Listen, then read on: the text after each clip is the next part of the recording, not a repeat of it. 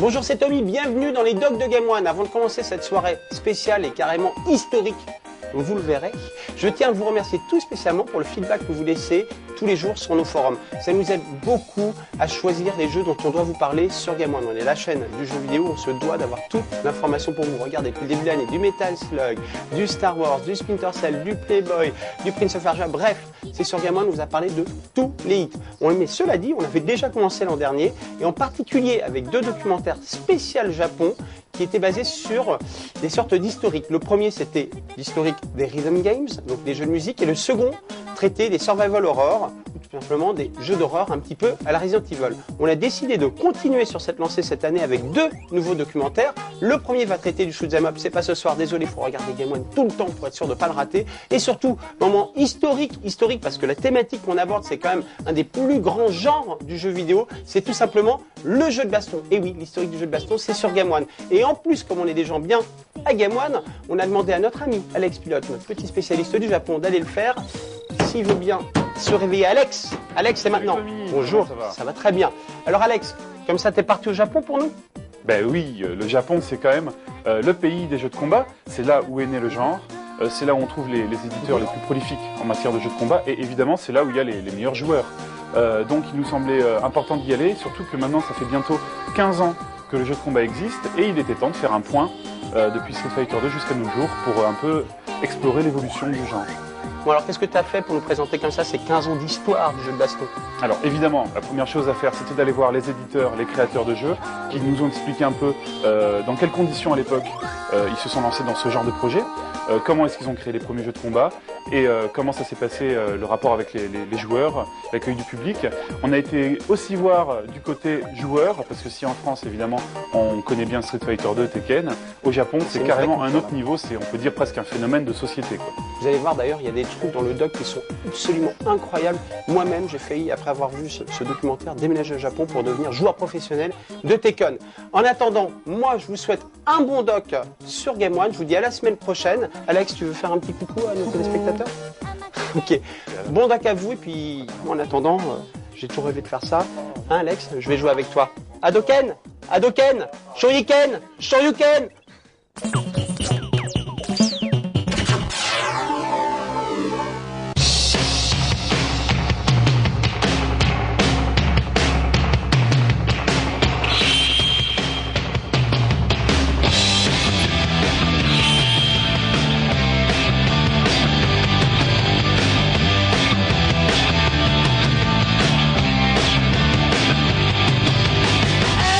Les jeux de combat, le genre roi de l'arcade des années 90.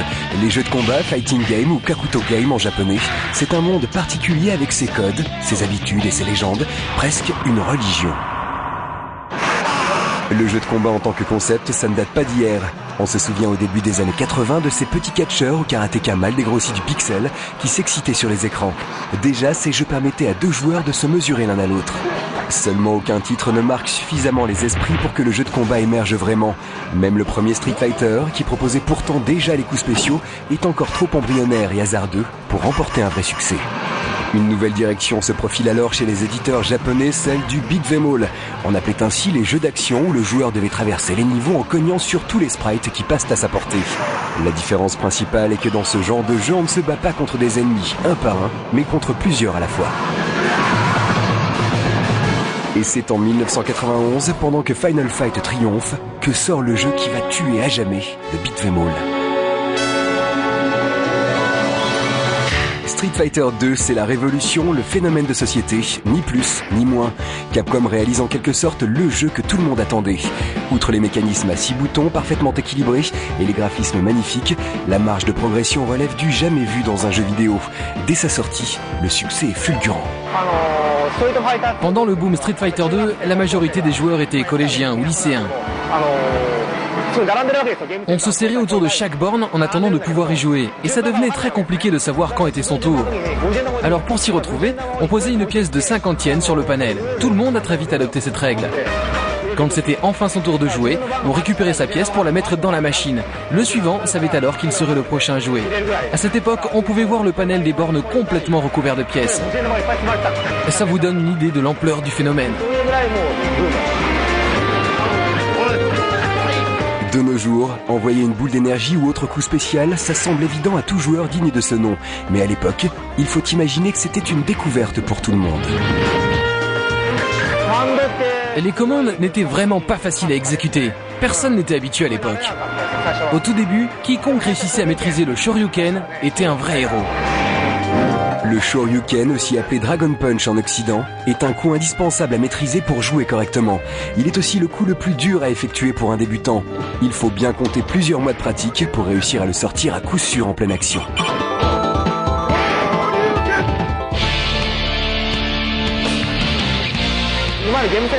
Avant Street Fighter 2, on jouait le plus souvent seul ou en coopératif en arcade. Mais depuis, on a commencé à jouer l'un contre l'autre. Car la clé du succès de Street Fighter 2, c'est aussi l'apparition de ce système nommé Tyson, encore en vigueur aujourd'hui. Lorsqu'un joueur veut se mesurer à un autre, il s'assoit en face de lui et interrompt sa partie. On ne joue donc pas côte à côte sur le même écran, mais face à face sur deux bornes reliées entre elles. Ainsi, les adversaires ne peuvent pas prévoir à l'avance les coups de l'autre en observant la manette.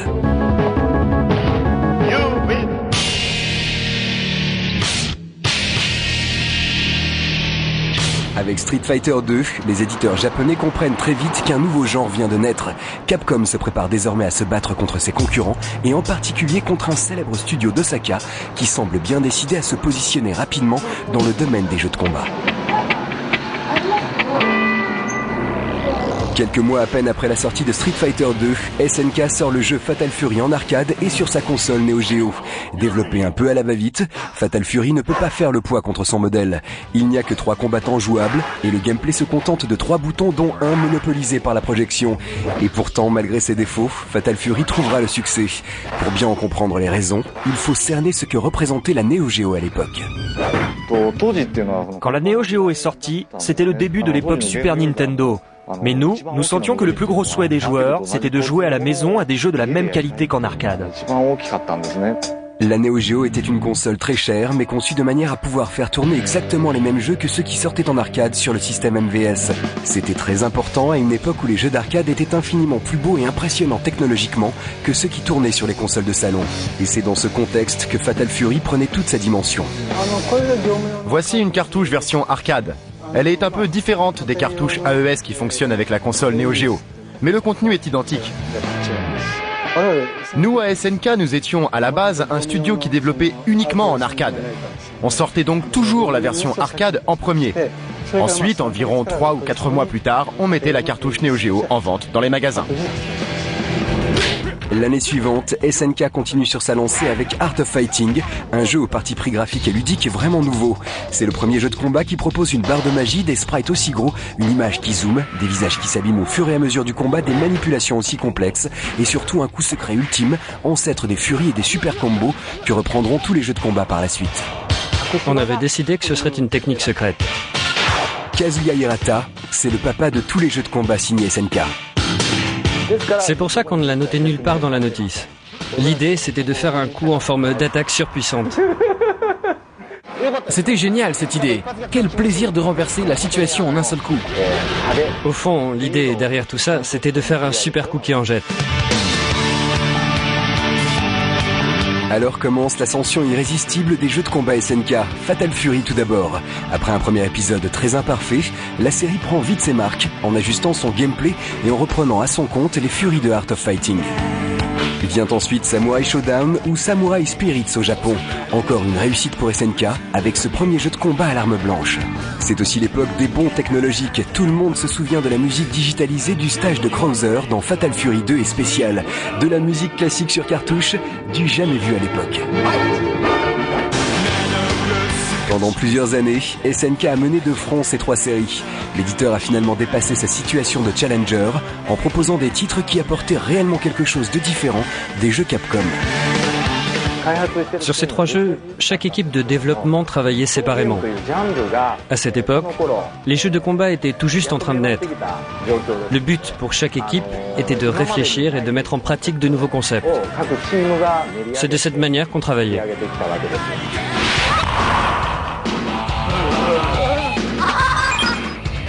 Pendant ce temps, le succès de Street Fighter 2 ne se dément pas.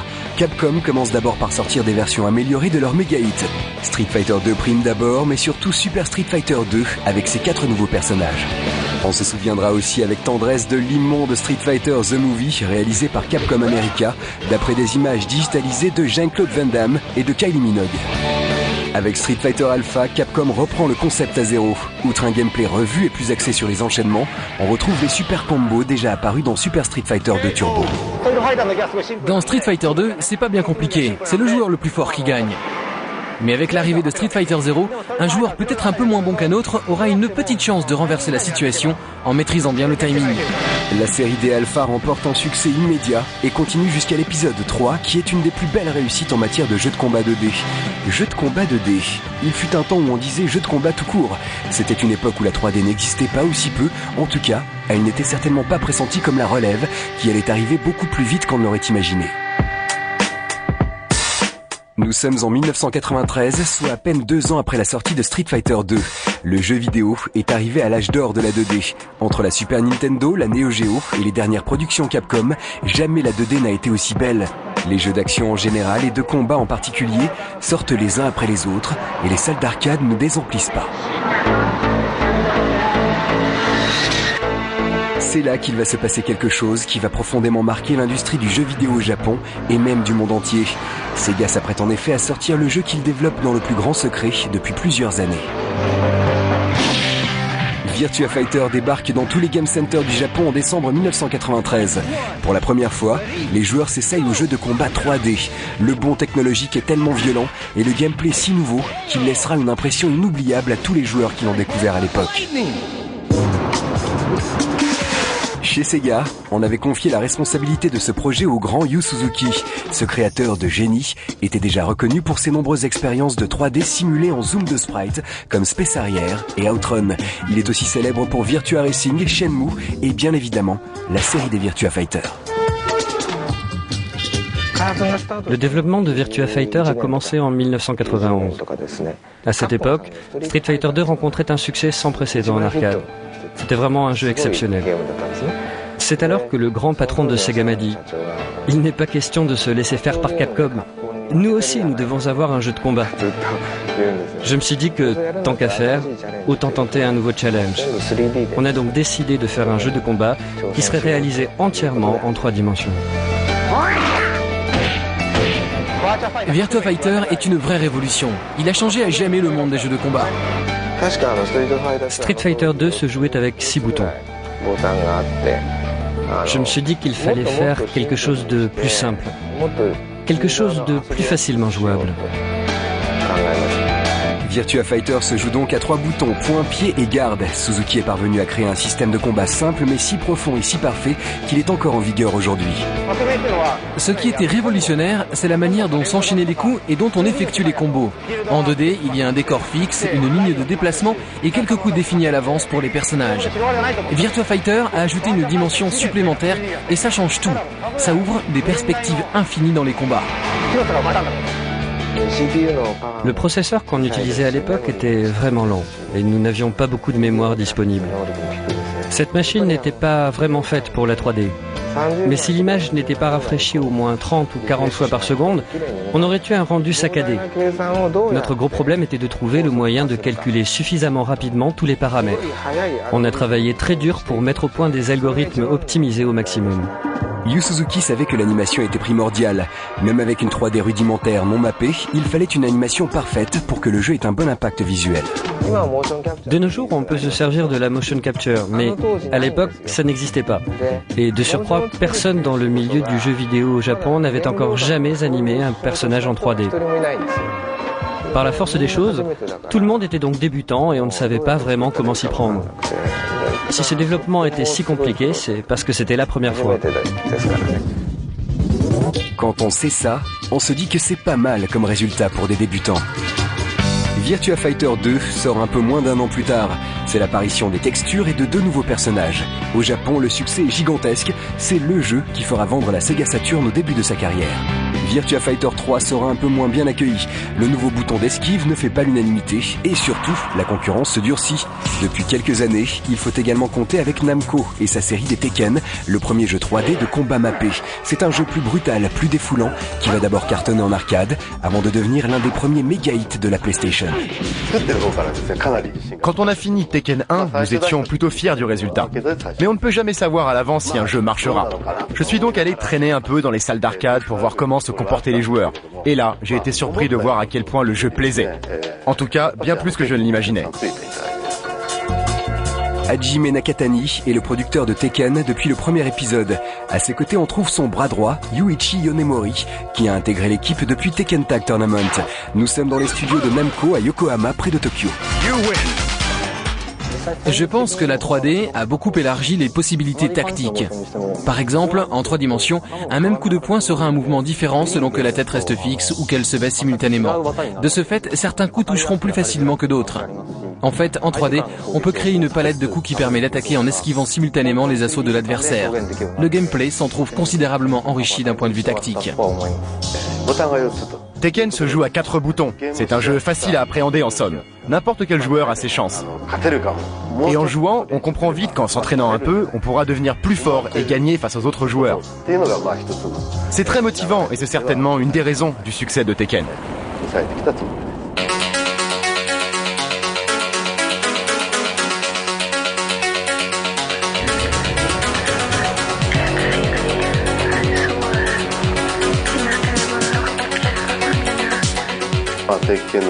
Donc après Tekken 1, il y a eu le 2, le 3, le Tag Tournament et le 4. Ça fait déjà beaucoup d'épisodes de sortie. À chaque fois, on regarde l'épisode précédent et évidemment, on a toujours plein de nouvelles idées à implémenter dans le jeu. Mais en même temps, on se demande toujours jusqu'à quel point on peut se permettre de transformer la série pour la faire évoluer. Pendant que les jeux de baston 3D se battent à coups d'innovation technologique, les jeux 2D continuent leur route impassibles. Car ce ne sont pas les persos pétés de polygones et de bump mapping en O13 qui vont faire trembler la Neo Geo et ses 304 pixels sur 224. SNK a en effet une nouvelle arme, un véritable rouleau compresseur prêt à tout ravager sur son passage. Une tornade nommée KOF, le premier jeu de combat à se jouer par équipe de 3. Les jeux de combat 3D ne sont pas une simple évolution du combat 2D. Les deux genres suivent des voies différentes et cohabitent très bien.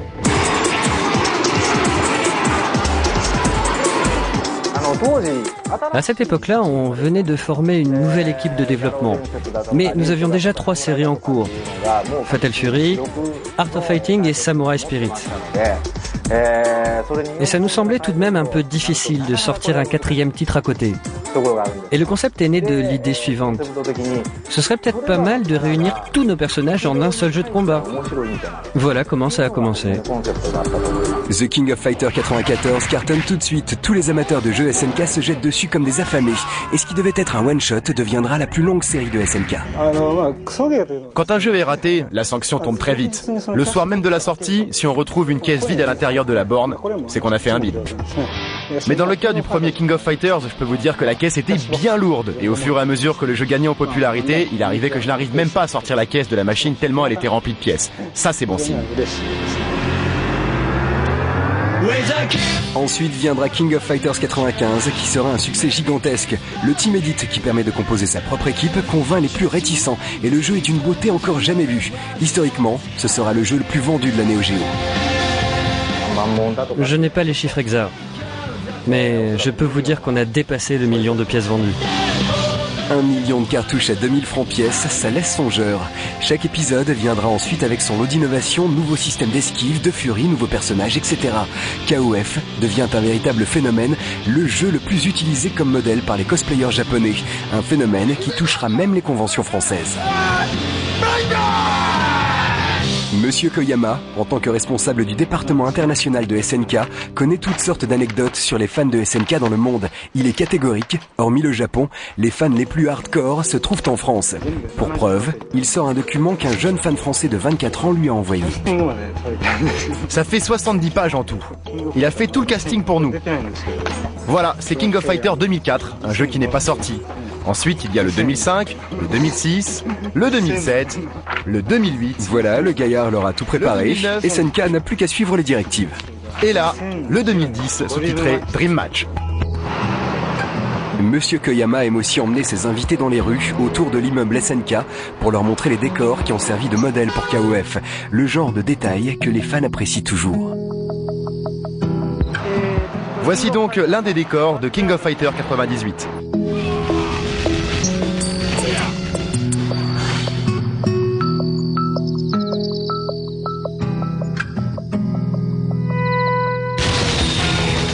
Au fil des années, alors que la 3D devient de plus en plus belle et évoluée, The King of Fighters fait de plus en plus figure de résistant. Ce jeu devient une sorte de symbole pour les fans, qui l'arborent comme un exemple, un modèle de réussite ludique, marié au charme du gros pixel. Il y a des choses qu'on ne peut faire qu'en 2D, par exemple les boules de feu. Certains coups spéciaux ou certains enchaînements perdraient beaucoup de leur impact s'ils étaient représentés avec une 3D réaliste, alors qu'ils passent très bien avec un rendu 2D proche du dessin animé. Maintenant, ça fait plus de 10 ans que la série des King of Fighters a commencé. Je pense qu'avec les années, on peut dire que nous avons réussi à forger une véritable identité au jeu SNK.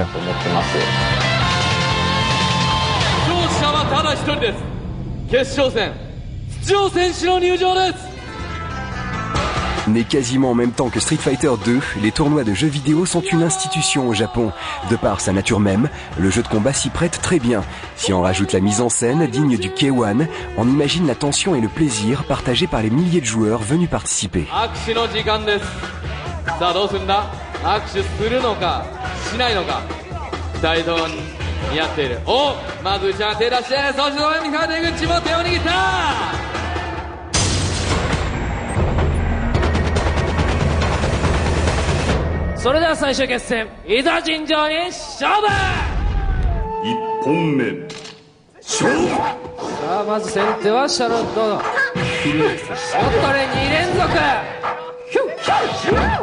Chacun des combattants a déjà remporté un round.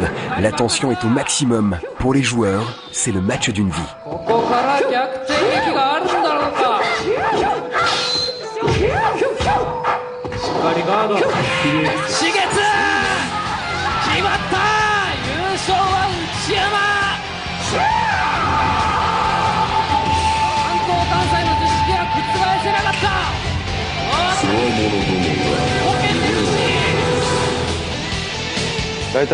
De 1996 à 1997, on est arrivé au sommet de la popularité des jeux de combat.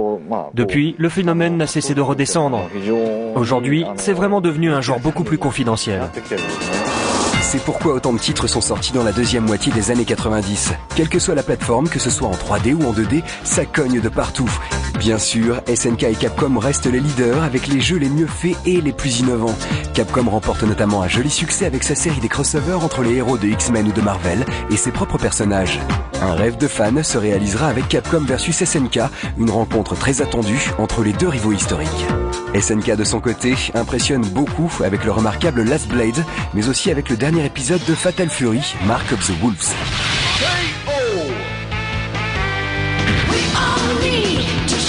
Parmi les séries mythiques, on ne peut pas non plus passer à côté de Soul Edge et de Soul Calibur de Namco. Certains ne se remettront jamais de la version Dreamcast, ultime à tous les niveaux. Bloody Roar avec ses persos mi-homme mi-bête rencontrera son petit succès tout comme Rival School, un des rares jeux 3D de Capcom dans le domaine. Street Fighter EX plus Alpha est une tentative de transposition de Street Fighter en 3D. Malgré son mode d'entraînement carrément génial, l'accueil du public ne fut pas inoubliable. Sortis à la fin des années 90, les 3 épisodes de Street Fighter 3 sont aussi à leur manière un sommet dans le jeu de combat 2D. L'animation atteint des niveaux jamais vus et surtout, le système de blocage de coups en mettant le levier vers l'avant engendre des affrontements d'une technicité hallucinante. Quand on voit jouer des pros, les matchs sont extrêmement impressionnants. Retour en 2005. Si le boom des jeux de combat est effectivement derrière nous, le genre est loin d'être mort et ils sont encore nombreux au Japon, prêts à mettre des pièces dans un bon jeu de fight. La série Guilty Gear continue sa route avec toujours autant de succès. Les combats hystériques de ce jeu signé Sammy plaisent toujours aux joueurs fans de jeux techniques et défoulants en même temps. Mais c'est surtout l'increvable Virtua Fighter 4 qui attire les foules. Depuis 2001, Sega sort régulièrement de nouvelles versions de son hit pour en renouveler l'intérêt. Après VF4 Evolution, voici VF4 Final Tuned. La stratégie est payante, le succès ne faiblit pas. Il faut aussi savoir que ce n'est plus Yu Suzuki qui est chargé de la série. La relève a été assurée par Hiroshi Kataoka, dont les idées sur l'utilisation du réseau ont été déterminantes. Virtua Fighter 4 est le premier jeu de combat à utiliser une borne d'arcade reliée à Internet.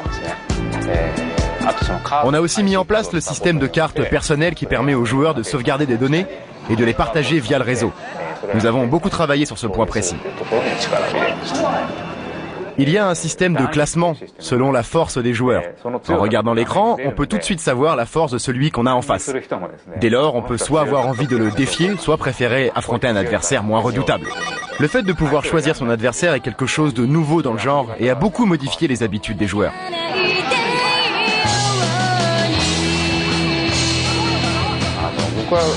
Pour moi, Virtua Fighter 4, c'est un véritable sport. On remarque qu'à chaque tournoi organisé, les vainqueurs n'ont pas toujours le même personnage. Ce n'est pas un jeu où on pourra trouver un personnage plus fort que l'autre. Ce qui compte, c'est la force du joueur et elle seule.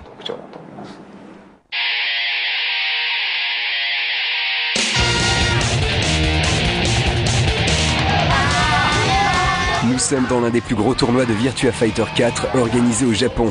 Ici, on vient de tout le pays pour se réunir et s'affronter jour et nuit le temps d'un week-end. Ça fait à peu près 12 ans que nous organisons des tournois de jeux de combat. Notre tournoi s'appelle Beat Tribe Cup et c'est le plus ancien encore en vigueur au Japon.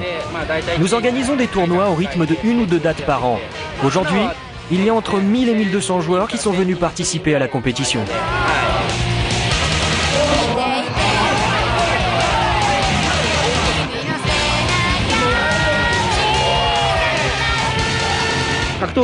On ne peut pas nier que les jeux de combat ne sont pas aussi populaires qu'auparavant. Mais depuis l'année dernière, on voit arriver de très bons titres en la matière, et il y a de plus en plus de jeux qui sortent par an. Pour moi, toutes les conditions sont réunies pour qu'un nouveau boom revienne. Le succès de Tekken 5, qui vient tout juste de sortir, aurait tendance à confirmer ce pronostic. Les équipes de Namco ont beaucoup travaillé pour corriger les défauts du dernier épisode. Cette fois, le jeu est irréprochable. Et surtout, il reprend le système de cartes mis en place par Virtua Fighter en lui ajoutant quelques petites améliorations. Grand fan de Tekken 5, Shundo Kakizaki va nous en faire la démonstration. Il joue depuis la sortie du jeu en novembre 2004 et commence à être bien placé dans le ranking national. On peut stocker des petits commentaires qui s'affichent sous son perso pendant le chargement avant le combat. Ça permet d'envoyer un petit message à l'adversaire ou de se présenter. C'est pas grand chose, mais ça permet ainsi de savoir à peu près à qui on a affaire. Autre petit détail, le personnage que le joueur a créé avec son nom, son costume, ses accessoires et ses statistiques a sa propre vie sur le réseau et va se battre tout seul dans tous les game centers du pays. Ce qui est intéressant, c'est qu'on sait si on a affaire à un joueur connu et inversement, on peut aussi attirer les joueurs à soi. Avec mon téléphone portable, il suffit que je rentre le numéro qui est au dos de ma carte Tekken et je peux me connecter sur le TekkenNet. La fonction la plus utile, c'est la gestion des données personnelles, mon pseudo, les crédits qui me restent, mes points de combattant, etc. Pouvoir conserver une trace de son historique de joueur est un moyen de rendre le jeu encore plus addictif. On peut penser que le jeu de combat a encore de beaux jours devant lui. Au Japon en tout cas, seul pays au monde où le genre a autant marché. On serait presque tenté de faire un rapprochement avec les arts martiaux. Mais je ne pense pas que ça ait quelque chose à voir avec le karaté ou le judo. Vous pensez peut-être que tous les Japonais pratiquent ce genre de sport, mais c'est loin d'être le cas. Et puis, en Europe aussi, vous avez des traditions martiales et des sports de combat. Pourtant, force est de constater que 99% des jeux de combat sont créés par des équipes japonaises. Il y a certainement plusieurs façons d'analyser ce phénomène, mais voici comment je vois les choses. Pour moi, ça tient à la nature même des game centers. Dans un jeu de combat, comme son nom l'indique, l'intérêt majeur vient du combat, de l'affrontement. Si on ne trouve aucun adversaire, je n'irai pas jusqu'à dire que le jeu perd tout son intérêt, mais tout de même, on est loin d'en profiter au maximum. Au Japon, il est tout à fait normal de faire un saut au game center en rentrant de l'école ou en rentrant du boulot. Ça fait partie de la vie quotidienne.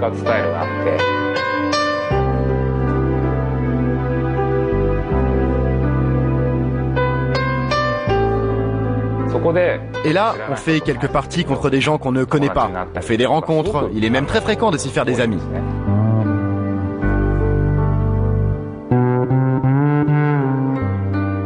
Par exemple, aux USA, les salles d'arcade sont situées près des centres commerciaux en banlieue. Les gens vont faire leurs courses en famille et vont jouer un peu avec leurs enfants.